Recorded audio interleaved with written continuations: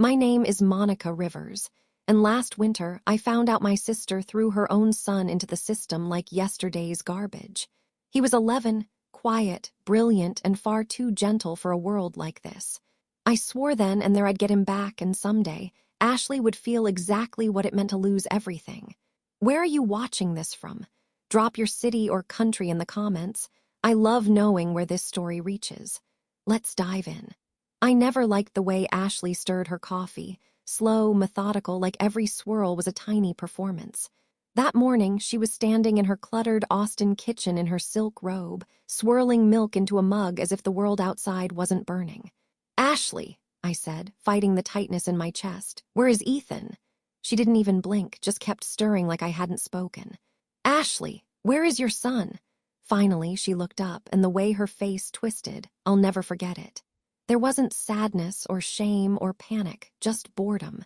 "I gave him up," she said simply, as if she were returning a pair of shoes. "The shelter on 9th. He wasn't right, Monica." I don't remember walking toward her, only the sound of my voice rising. "You what?" She set the mug down like it suddenly offended her. "He's not like other kids, always drawing weird diagrams, talking to himself, barely speaking to anyone. He was broken." I swear my hands were shaking, and my voice cracked when I said it. "You gave him away like a broken appliance." Ashley crossed her arms and looked right through me. "You wouldn't understand, Monica. You don't have children." "No," I hissed, stepping back, "but I'm not a monster." The kitchen felt suffocating, crammed with unopened mail, half-eaten cereal bowls, and her expensive wine fridge humming smugly behind her. How could she stand there and talk about her son like he was nothing? Like he hadn't once drawn me the solar system in sidewalk chalk and pointed out Saturn's rings. I didn't wait for her to speak again. I spun toward the door. "Where are you going?" she called after me. "To fix your mess," I snapped. "If he's still there." Ashley didn't follow, didn't ask if I'd call, didn't say goodbye. Outside, the December air hit me like a slap. Cold, sharp, cleansing. I ran to my car, heart pounding like I'd just escaped a burning building. Was he even still there? Had they already moved him? Were they going to adopt him out to strangers, or worse, send him to some group home where no one would see him for who he really was? My hands trembled on the steering wheel as I backed out of her driveway. How long had he been gone? How long had she let him sit in that shelter without telling me? The light turned red, and I slammed the brakes a little too hard. How do you give up a child? Not even just give up, but erase them. Erase their laugh, their quirks, their routines. Like they're a problem to solve, a stain on your curated life. She'd always been like that, hadn't she? I should have seen it coming. The signs were there, the way she snapped at him in front of company, how she rolled her eyes when he struggled to speak, how she whispered to me once, "He's not like the others. He creeps me out sometimes." I didn't say anything then. I thought she just needed time. Maybe motherhood was overwhelming her. But now I knew she never deserved him. And God help her, I was going to make sure he never went back. The St. Joseph's Children's Shelter was quieter than I expected. Everything smelled of bleach and paper. A hallway stretched in front of me, lined with faded posters about kindness and trust, two things I was certain Ethan hadn't felt in weeks. I clutched the visitor badge on my coat like it was some kind of shield. The receptionist had been kind enough after I explained, probably because she could see the panic behind my words. "Yes, Ethan's here," she'd said, tapping something on her screen. "He came in 4 nights ago." 4 nights. 4 nights he'd been alone in this place while Ashley went to brunch. I spotted him before I was ready. At the far end of the corridor, hunched on a plastic bench beneath a humming light, sat a small boy in a too-big hoodie and jeans that didn't look like his. His dark hair curled around his ears, messy and damp. His hands were shoved deep into the hoodie's sleeves. He stared at the tiled floor like he was trying to disappear into it. "Ethan," I said, my voice barely above a whisper. He didn't look up. I walked slowly, not wanting to spook him. "Ethan, it's Aunt Monica." Still nothing. I knelt down a few feet from him, careful not to crowd him. "Sweetheart, I've come to take you home." That made him blink, just once. His eyes flicked toward me, cautious, wary, tired. But he didn't pull away when I reached out my hand and let it hover near his. "Okay if I sit here?" I asked. He gave the tiniest nod. I exhaled, feeling like I'd been holding my breath since I left Ashley's kitchen. "You don't have to talk if you don't want to. I just wanted to see you, make sure you were okay." Of course, he wasn't okay. What 11-year-old would be after being left in a strange place with strangers and no warning? But I said it anyway, because sometimes the lie was the bandage you needed first. After a long moment, he moved, just slightly, leaning his shoulder toward me. It was enough. I shifted closer, our sides almost touching. That's when he slipped his hand into mine. No words, no tears, just trust. Fragile, silent, but there. The drive home was quiet. Ethan sat curled up in the passenger seat, staring out the window, his backpack clutched to his chest. I didn't ask questions.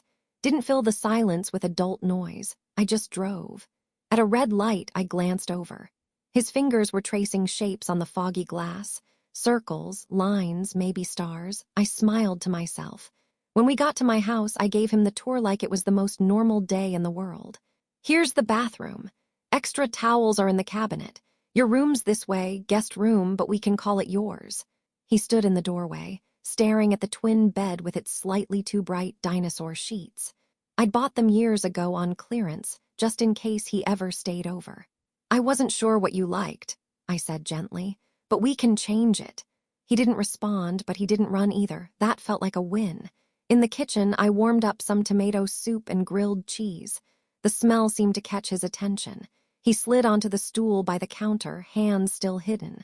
I don't know what they fed you at the shelter, I said, placing the bowl in front of him, but I figured something warm might help. He stared at it like he wasn't sure it was real. Then slowly he picked up the spoon. No words, no dramatic moment, just the soft sound of soup being stirred. I turned away to give him space, wiping the counter even though it was already clean. From the corner of my eye, I saw him take the first bite, then another. He finished the whole bowl. Later that night, after a bath and a lot of quiet, Ethan sat on the edge of the bed, clutching the pillow like it might vanish. I tucked the blanket around him, smoothing the edges. He didn't speak. He didn't look at me, but he didn't flinch when I gently brushed his hair off his forehead. "You're safe now," I whispered. "No one's taking you anywhere you don't want to go." Still silence. I sat with him a while, watching the rise and fall of his breath. As I turned to leave, I paused in the doorway. "You don't have to talk," I said. "Not tonight, not tomorrow, but whenever you're ready, I'll be here." He shifted under the blanket, turning his back to the door. But as I pulled it shut, I thought I heard something. A soft exhale, maybe even a sigh. And it hit me. This was just the beginning. Whatever damage Ashley had done, whatever walls Ethan had built to survive it, I would help him through. One silent night at a time. I'd been through breakups, job losses, funerals. But nothing prepared me for the silence of a child who no longer believed in people. Each morning for that first week, I'd knock gently on Ethan's door and leave it slightly open. Sometimes he was already awake, curled up in the same position I'd left him in. Other times he was hiding in the closet, under the bed, once behind the shower curtain like he was part of the wallpaper. He never cried, never complained, just disappeared. It broke me in ways I didn't see coming. How could Ashley see anything but potential in this child? I'd stand in the hallway, coffee in hand, watching through the cracked door as he sat on the rug lining up crayons by color, or just staring out the window, mouth barely moving like he was telling himself stories only he could hear. He wasn't broken. He was protecting himself the only way he knew how. And I had no map. One night, a storm rolled through. Wind howled like wolves against the windows, and the power flickered twice before finally dying. I lit candles, set my phone flashlight on the table, and made a mental note to finally replace the batteries in the emergency lantern.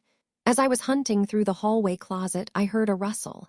There he was, Ethan, sitting cross-legged inside, knees up to his chin, eyes wide in the dark. "Hey, kiddo," I said softly.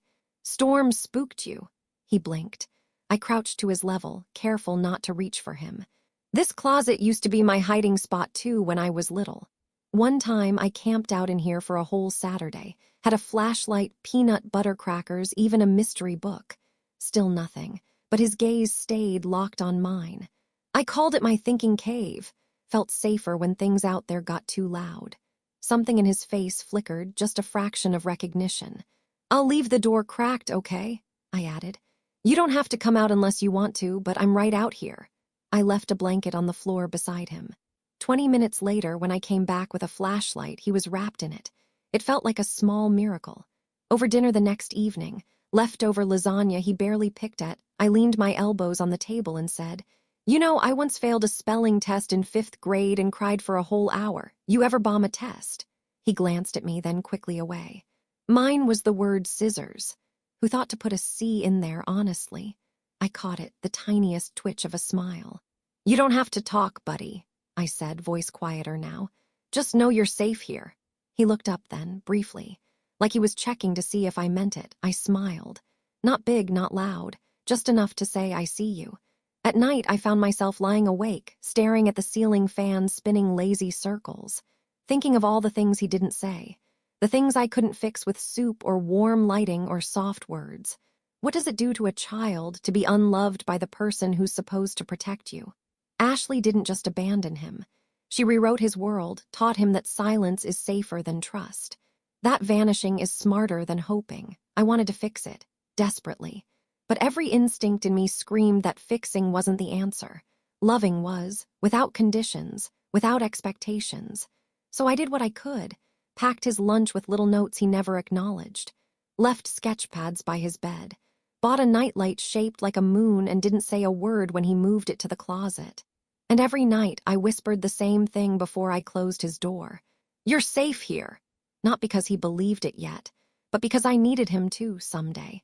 It started with silence, as always.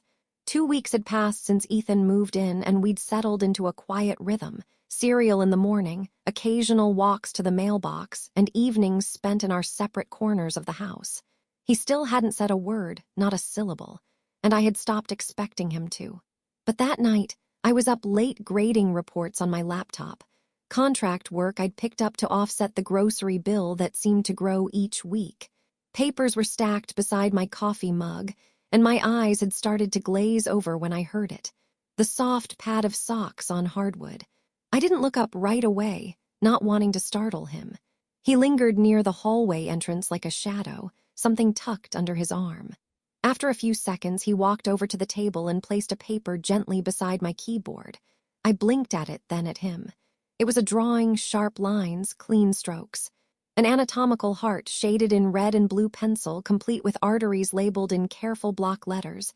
Aorta, pulmonary vein, mitral valve. My jaw slackened. "You drew this?" I asked, not hiding my awe. Ethan nodded once, eyes lowered. "It's incredible," I whispered. "Where did you learn this?"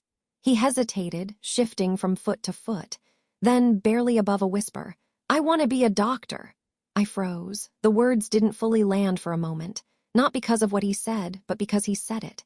It was the first time I'd heard his voice in 2 weeks. Gentle, small, but so full of clarity that it felt like a church bell in a quiet forest. "You do?" I asked, my voice cracking with surprise. He nodded again, looking down at his hands. "I like how the body works," he said, a bit firmer this time. "It makes sense people don't." I felt something inside me break, something soft, my heart probably. "Well," I said, fighting the lump in my throat, "you picked a good goal. The world could use a smart, kind doctor like you." He didn't smile. But he didn't run away either. Instead, he pulled out another sheet. This one was of the human brain, just as detailed. As he handed it to me, his hand lingered on the edge of the table. "Can I keep these?" I asked gently. He looked surprised. "Why?" "Because they're beautiful," I said. "And because they're yours, and I want to remember the first time you told me something about yourself." He stood there, unmoving. Then, for the briefest second, he whispered, "Okay." The next morning felt different. He didn't hide during breakfast. He poured his own cereal. He even said thank you when I handed him a banana. I pretended not to make a big deal out of it. Just nodded, like it was any old day.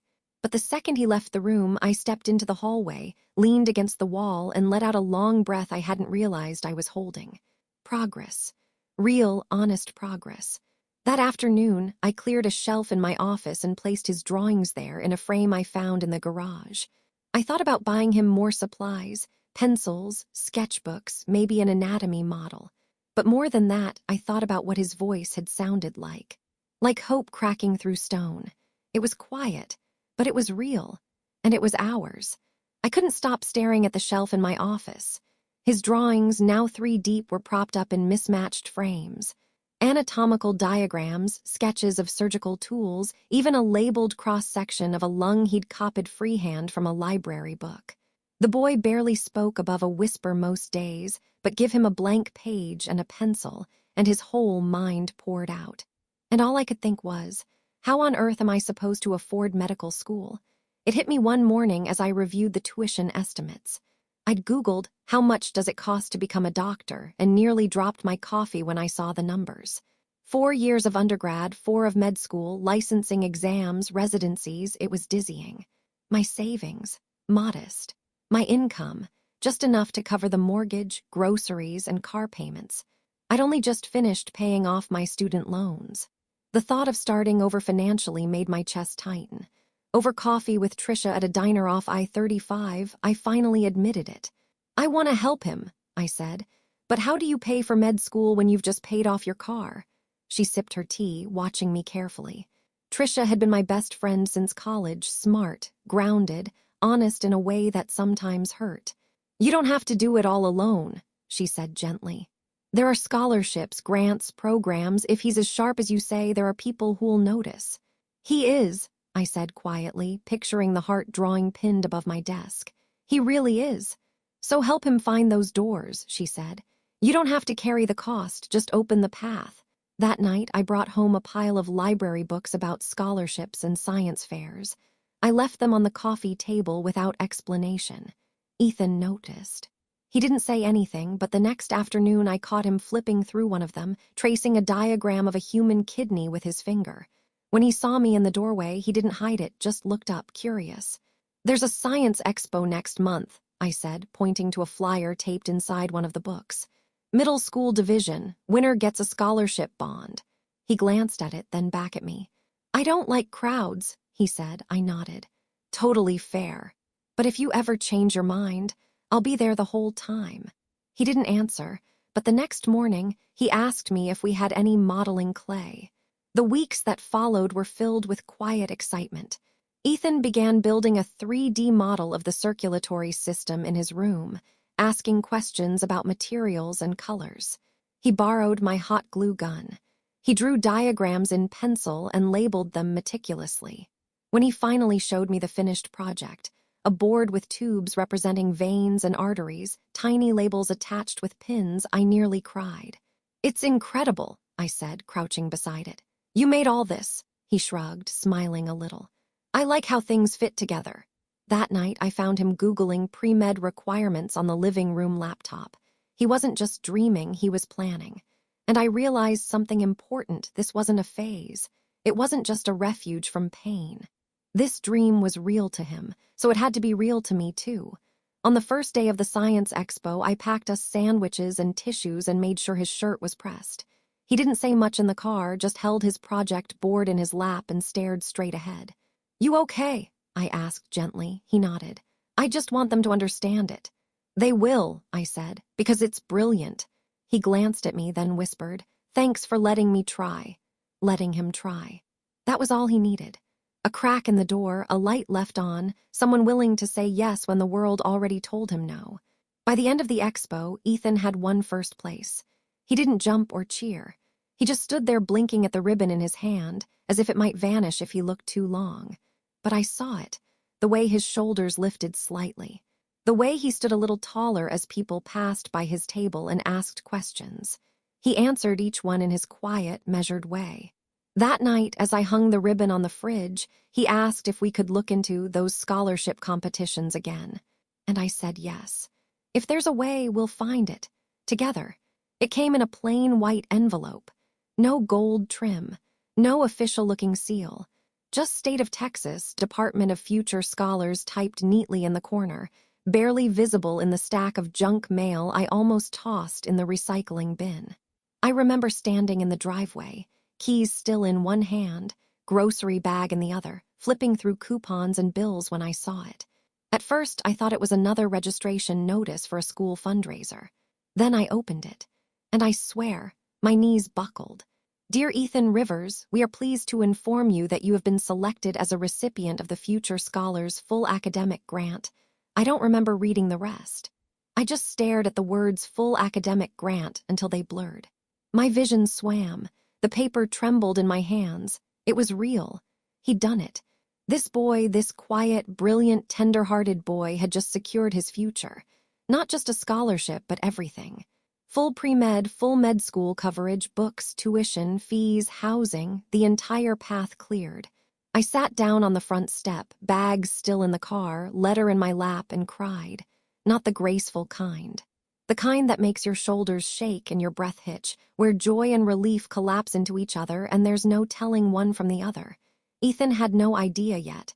When he came home from school, backpack slung low and shoes dusted in playground dirt, I met him at the door. "Hey," I said, voice raw from emotion. "Can you come here a second?" He looked confused but followed me to the kitchen. I placed the letter in front of him. "What's this?" "Just read it." He unfolded it carefully, eyes scanning fast, then slower. When he reached the second paragraph, he froze. His mouth parted slightly. He blinked twice. "They picked me," he whispered. "They picked you," I choked out, grinning through fresh tears. "You're going to be a doctor, Ethan, really, truly." He stared at the paper like it might vanish. Then, without warning, he laughed, not a loud one, just this stunned, breathy laugh like something cracked open inside him. He looked up at me, eyes shining. "You did this," I whispered, crouching beside him. "You made this happen." He shook his head slowly. "You helped." I grabbed his hands. "I believed, but you proved them all wrong." That night, we celebrated the only way we knew how. Grilled cheese, chocolate milk, and 2 cheap party hats I dug out of the back closet from a forgotten New Year's Eve. I played music. He let me dance around the kitchen like a dork. And when he grinned, truly grinned, I felt something click into place. We had made it through the worst. And now, maybe, just maybe, the rest could begin. Later, after he went to bed, I stood at the window with the letter in my hand, rereading it under the porch light. 8 months ago, he'd been a ghost child sitting on a shelter bench, silent and unseen. Now, he had a future. Not a maybe, not a we'll see. A real, documented, official future. And no one could take that from him, not even Ashley. I folded the letter gently, pressed it into a folder with his name on it, and tucked it into the top drawer of my desk. It was the first thing I ever filed under Ethan's life. The knock came on a Sunday afternoon. We were in the living room, Ethan on the floor sketching something mechanical and brilliant while I sorted laundry on the couch. The day had been soft and quiet, the kind of Sunday you don't want to disturb. Then came the knock. 3 measured taps. Familiar. Too familiar. Ethan looked up. His pencil stopped moving. I froze. I don't know how I knew, but I knew. I crossed the room, heart thudding, and opened the door. Ashley stood on the porch, sunglasses perched in her hair. Designer jeans, blouse too perfect for a casual visit. But her posture betrayed her, arms crossed tight, jaw clenched too long. Nervous. "Hi," she said. I didn't reply, just looked at her. "I was in the neighborhood," she added, as if this was some pop-in on a neighbor, not the house where her abandoned child now lived. I stepped out and pulled the door halfway shut behind me. She glanced past me, eyes scanning for movement inside. "He's not going to come out," I said calmly. Ashley blinked. "I just thought maybe I could talk to him." I laughed, once, quiet and bitter. "Talk to him after what you did." Her eyes dropped to the porch floor. "I've been thinking about him," she murmured. "A lot." I crossed my arms. 14 months of silence, Ashley. 14 months where he had no mother, no explanation. And now you want a conversation. I made a mistake. I stepped closer, lowering my voice.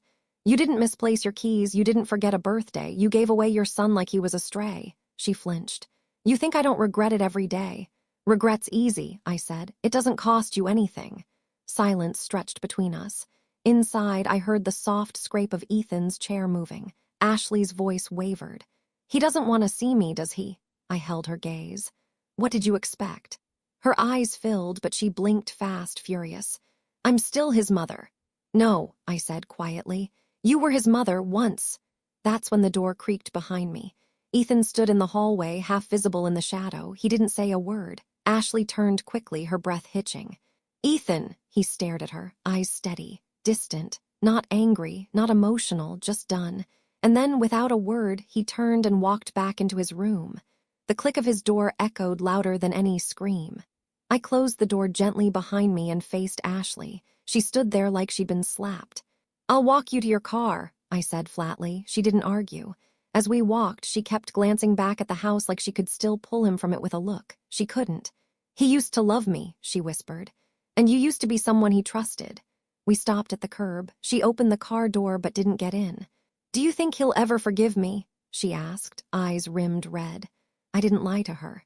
I just said, that's not up to me. She got in the car, started the engine, and hesitated one last time. I envy you, she murmured. He looks at you like you're home. I didn't respond. I didn't owe her a response. I waited until her taillights disappeared down the street before I went back inside. Ethan was in his room, sitting cross-legged on the bed, hands in his lap. She isn't my mom, he said quietly. I sat beside him. No, I said. She's not. He stared at the wall for a long moment. I don't want her to be. My heart cracked open. I put a hand over his, gentle. That's your right. He didn't cry, he didn't tremble, but I could feel the weight of what he was letting go of, not just a person, an idea, a hope. The fantasy that one day maybe she'd come back and be someone else, someone better. Sometimes the truth is the most merciful thing, even when it hurts. After Ashley left, the house returned to its quiet. But not the peaceful kind. This silence had weight. Ethan didn't hide in closets anymore, but he still had places he disappeared into: books, sketchpads, his own thoughts. I noticed it the next morning. He stirred his cereal without eating it, sat longer at the table, answered questions in monosyllables. And when I asked if he wanted to walk to the library that Saturday like we always did, he just shook his head and went to his room. It wasn't a tantrum. It wasn't anger. It was something deeper, like someone had reopened a door he'd boarded shut. That night I made hot cocoa, 2 mugs like always. He came out for it like always. We sat on opposite ends of the couch, the TV humming low in the background. He sipped slowly, not looking at me. Then after a long pause, he said it. She looked different. I didn't say anything. I didn't push. He kept going. Smaller, not like I remembered.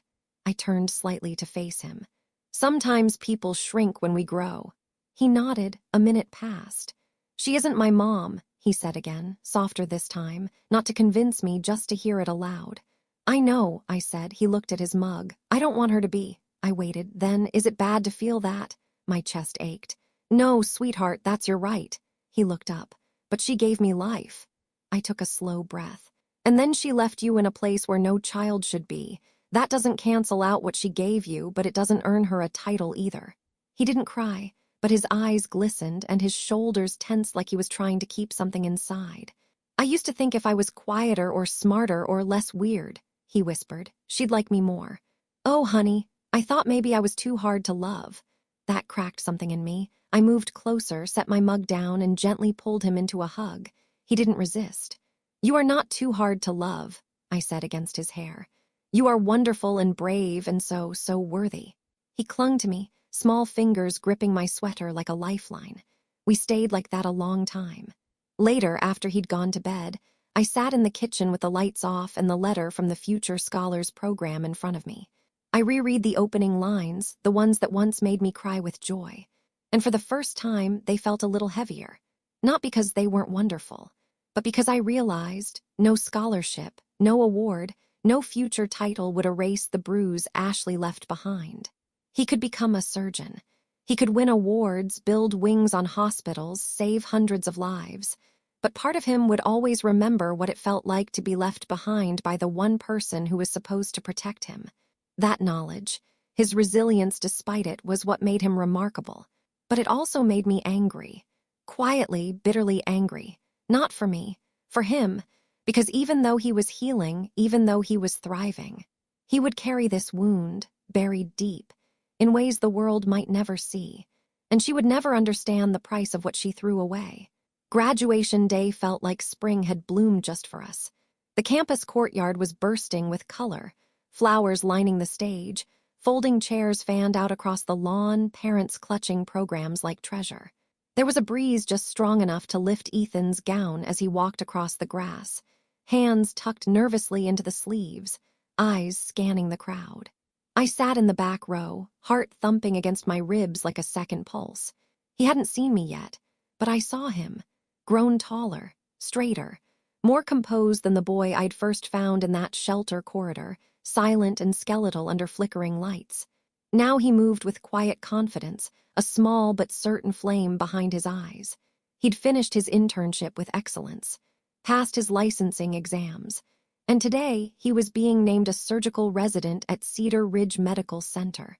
I knew what the program director had told him. "We've never had someone your age with this level of clarity."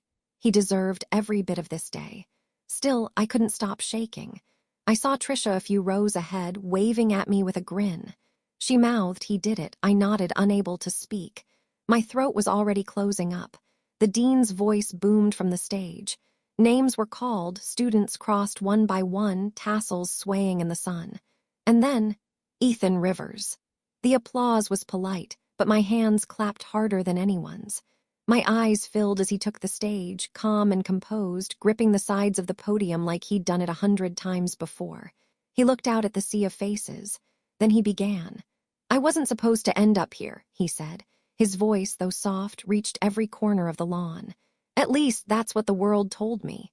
A ripple of silence moved through the crowd. I wasn't loud. I wasn't popular. I wasn't easy. I was just a quiet kid who wanted to understand how hearts work. A pause, because mine broke early. I covered my mouth. He took a breath, steadied himself. But someone saw me when I felt invisible. Someone fed me when I was hungry, waited when I was silent, stayed when I pushed her away.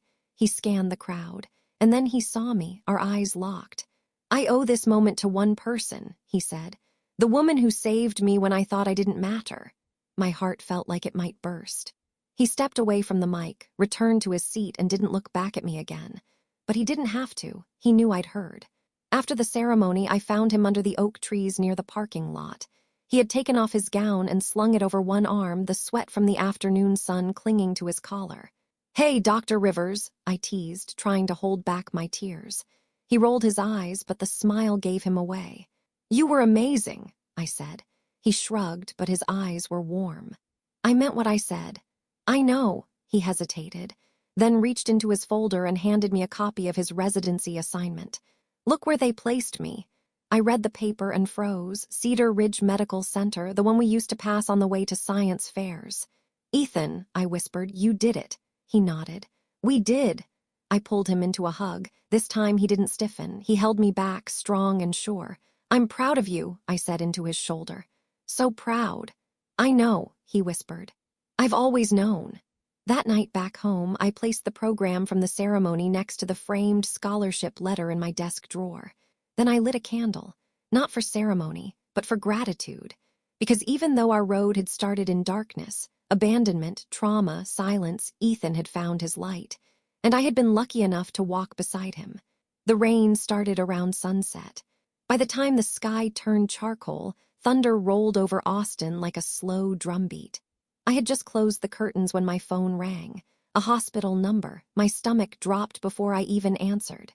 "This is Monica Rivers," I said, breath caught in my throat. The voice on the other end was calm but urgent. "A nurse, trauma intake. Ashley Monroe was in a car accident, critical condition. She was listed with your number as emergency contact." My pulse thudded in my ears. "She'll need surgery tonight," the nurse added. "Internal bleeding. We don't know if she'll make it through." I sat down hard on the edge of the coffee table. The world tilted. Ashley, my sister, my betrayer, the woman who left her son like a bruised suitcase on a curb. She might die tonight, and I didn't know how to feel. I drove through the storm, half-blind, windshield wipers slapping uselessly against the downpour. Every red light felt like a test. Every flash of lightning lit up memories I'd buried too deep. Ashley laughing on the lake when we were teenagers. Ashley holding baby Ethan, awkward but proud. Ashley pacing that awful night when she told me cold as stone. I gave him up, he wasn't right.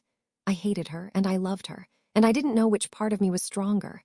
By the time I got to the hospital, they had her prepped for surgery. The surgeon met me in the hallway, face unreadable. "She has a slim chance," he said. "We need a specialist. The trauma surgeon is in transit, but we may not have time." I stared at him numb. "What kind of specialist?" "Cardiothoracic, it's internal bleeding near the aorta." That's when it hit me. I knew someone brilliant, someone young, someone with hands that had studied the heart since he could barely hold a pencil. My Ethan, my brilliant, brave Ethan. Back in the car, I stared at my phone, thumb hovering over his name. I couldn't believe I was doing this, but I dialed anyway. "Hey," he answered, voice calm, familiar. "Ethan," I said, breath shaking. I need to ask you something." He could tell right away. "What happened?" "It's Ashley." Silence. "She was in a crash. They called me. It's bad, Ethan." More silence. "They need a trauma surgeon, a cardiothoracic one. Their guy's not here yet. Ethan, it's the heart, and it's bad." I could hear him breathing on the other end, steady but shallow. "She's not your mother," I said. "Not where it counts, but she's still human." I closed my eyes. "And for me, will you help?" The silence after that was the longest of my life. When he arrived at the hospital, he didn't speak to me, didn't ask questions, didn't show hesitation. He walked into the OR like he belonged there. And he did. A surgical mask, steady eyes, no trace of the boy who once hid in my hallway closet. They let me watch from behind the glass. I could barely see through the fog of my breath on the window, but I saw enough. I saw the way his hands moved, certain, precise, methodical. I saw the nurses exchange glances. I saw the attending nod with subtle respect. And I saw him, my Ethan, pull a woman back from death with hands she never deserved. Hours later, the surgeon came out. "She made it," he said. I sat down on the bench in the hallway and wept. Not for Ashley, not even out of relief, but because Ethan had done something extraordinary and I didn't know what it would cost him yet. 3 days passed before Ashley opened her eyes. I knew the moment Ethan's job was done, he would leave that hospital without a backward glance, and he did. Straight from the OR to the scrub room, then out the staff exit, no handshake, no congratulations, not even a word to me. It was surgical. His silence was louder than any scream. I stayed. Not for her, for closure. Ashley came out of anesthesia with a rasp in her throat and tears that formed before she understood where she was. Her voice was weak, trembling when she asked, "Did I die?" I sat in the corner chair of her recovery room, arms crossed, throat tight. "No," I said quietly, "you're alive." She blinked slowly, tears slipping sideways into her hair. "How?" I let the silence stretch before I answered. "Ethan saved you." Her breath hitched. I watched it sink in like water seeping into old wood. Confusion, disbelief, then realization. "No," she whispered. "No, he wouldn't." "He did." Her hand gripped the blanket like she might vanish without it. "I thought," her voice broke. "I thought he hated me." I stood up and stepped closer, voice low, level. "He doesn't hate you, Ashley. That would imply he still cared enough to feel something." Her lips parted, but no words came. I leaned in. "He saved you, but not for you." Tears slid freely now. "Then why?" The door creaked. We both turned. Ethan, wearing his jacket, backpack slung over one shoulder, calm as a lake. He didn't look like someone who had just operated on the woman who abandoned him. He looked like someone who had made peace with facts, not feelings. Ashley reached for him instinctively. "Ethan!" He didn't flinch, didn't step closer. He just stood at the foot of her bed and said without emotion, "You're alive not because you're my mother, but because she asked me to." His voice didn't tremble. It didn't rise. It simply was like steel in a quiet room. Ashley broke. Sobs tore out of her, not performative, not manipulative. Real, ugly, regretful. I watched her unravel in that hospital bed, reaching toward a son she couldn't touch, not because of glass or guards, but because she had burned the bridge so thoroughly nothing remained. Ethan didn't move, didn't blink, didn't stay. He turned and walked out. We rode home in silence. He didn't ask for music, didn't comment on the weather, just stared out the window as rain misted the glass and the city blurred past. At a red light, I finally asked, "Are you okay?" He nodded once. "I'm not angry anymore." His voice was calm, almost too calm. "I don't need anything from her," he added. "Not apology, not explanation. I needed to do the right thing, that's all." I wanted to say 1,000 things, but I didn't. Because maybe the most powerful revenge isn't rage. Maybe it's doing what they never expected. Maybe it's becoming someone they couldn't even imagine raising. That night we sat on the couch eating leftover stir-fry and watching documentaries like it was any other Thursday. But something had shifted. Ethan wasn't burdened. He wasn't bitter. He was free. Ashley called a week later. I let it go to voicemail. The message was shaky, full of pauses. "Monica, I just want to talk. I know I messed up. I want to try, please." Try what? To rewrite the years she erased. To press reset on a relationship she never earned. I deleted the message without replaying it. Ethan never asked if she'd reached out. I never told him she had, but she didn't stop. A handwritten letter arrived in our mailbox 2 days later, tucked into a pink envelope with familiar loopy handwriting. Inside was an apology, if you could call it that. I was young. I was scared. I didn't know how to be a mother. As if fear made abandonment noble. She wrote that she wanted to see Ethan again, even just for coffee. I folded the letter once, then twice, then placed it in my desk drawer, not to save it, but to keep it from Ethan. He didn't need to read her excuses. He didn't owe her the burden of her own guilt. One Sunday, while I was folding towels, Ashley came to the door again. I opened it, stepping outside quickly to block her view inside.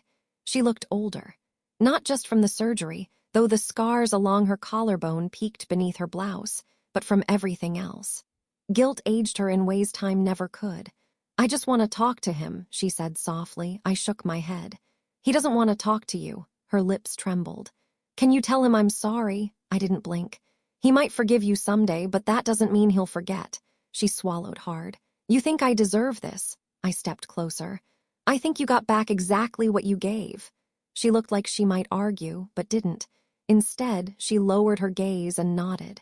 Before she turned to leave, she said, He's a good man. He is, I said. Despite you, not because of you. She didn't come back after that. Meanwhile, Ethan began his residency. He started waking before dawn, slipping out in navy scrubs with his hospital badge clipped to his chest. He'd leave notes on the fridge, or at 6, home late, or sometimes just a smiley face and a doodle of a stethoscope. I'd watch him walk down the driveway with a coffee thermos in one hand, his surgical bag slung over his shoulder, and I'd feel something catch in my chest.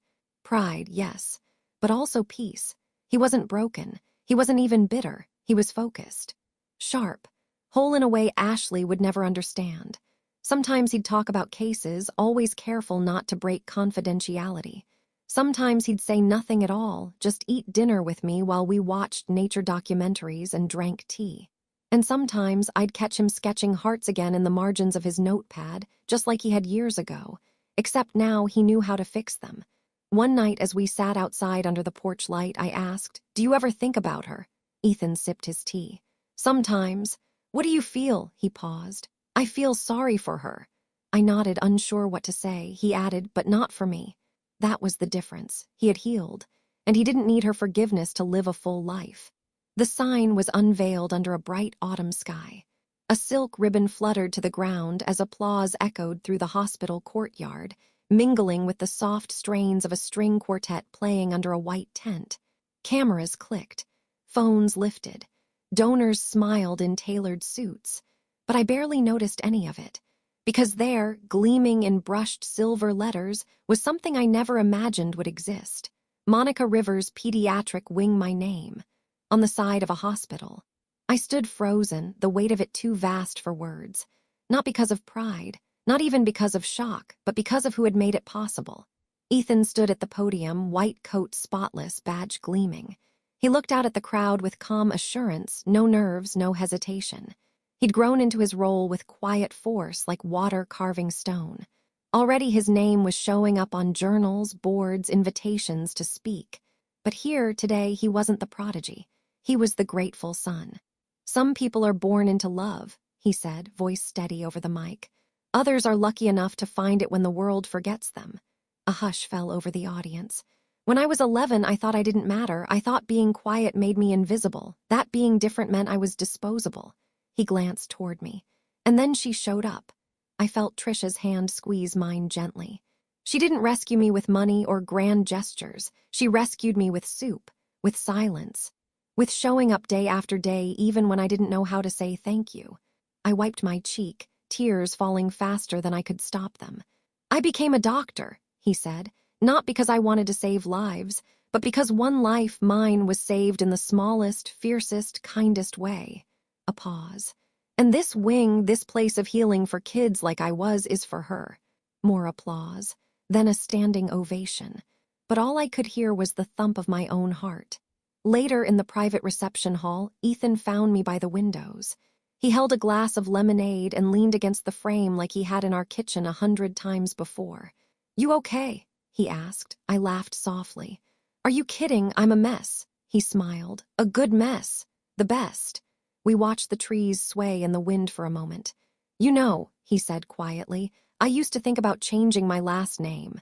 I looked at him. But then I realized it's not the name that matters. It's who gave it meaning. I didn't trust myself to speak. He took my hand gently.